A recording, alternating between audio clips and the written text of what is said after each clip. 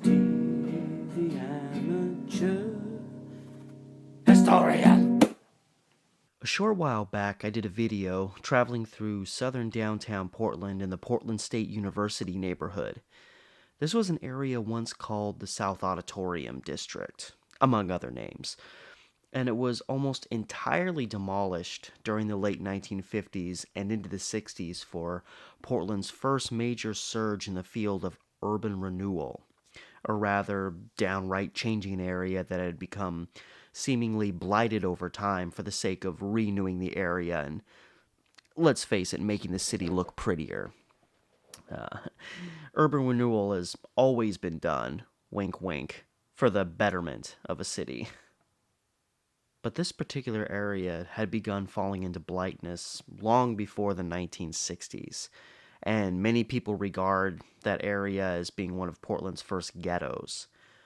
But in addition to its structural history, this area was the focal point of many first-generation immigrants into the city.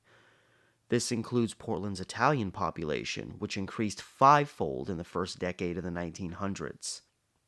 But this population was also quick to disperse with the construction of bridges that allowed access across the Willamette River, allowing easier transport east.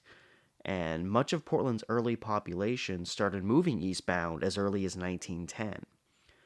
Unlike the 1919-1920 racial strike put out by Portland's local real estate agencies that literally forced Portland's Black, Chinese, and Japanese populations across the river, the city's Italian population primarily relocated as just a practical action of the time as the city was rapidly developing eastbound. However, there was still a sufficient Italian presence in the South Auditorium area even by the 1950s, when it was ultimately decided that they would all be uprooted from their homes and sent elsewhere.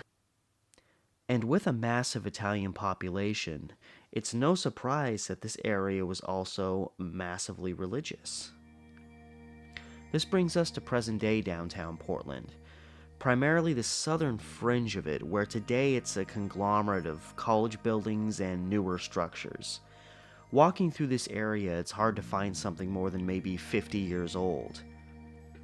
And yet, right in the middle of it all, stands this: the St. Michael's Church, built in 1902. In what was Portland's only Little Italy neighborhood at the time, this is the last structure standing as a representation of that time and people. This beautiful church looks practically identical today, 115 years later, as it did the day that it opened. And despite its peculiar placement today, surrounded by contemporary structures, this mostly just helps in making it stand out in a 21st century society full of boredom and predictability. The funding for the church was comprised mainly of donations given by local members of the community, many of whom made less than $50 a month. And despite this effort to make a beautiful church, it was almost lost early on when a fire broke out in the priest's study in 1905, engulfing the building's rectory. The church's priest, Father Sestelli, instead of fleeing the building to save his life, ran up to the bell tower, literally while his clothes were on fire, according to reports on this incident. The father suffered many severe burns as a result of this, obviously, but managed to survive as, conveniently, there was a fire station right across the street from the church where firefighters heard his screams and were able to react. They saved the father, and fortunately the building itself was spared a complete and total demolition. What may have later on saved the church from the threats of death at the hands of urban renewal, which took practically everything else in the area, was the simple fact that it was literally across the street from the dividing line of the massive chunk of property that was slated to be completely altered in the South Auditorium area. They literally were across the street, 20 feet away from the threat of potential demolition if that were to come about.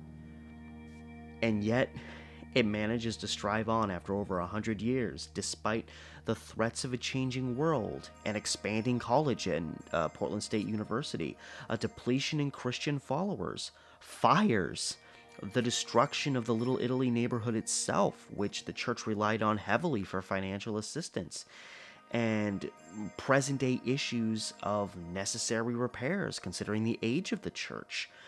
The church remains standing, beautiful and stoic, and hopefully that will not change anytime soon.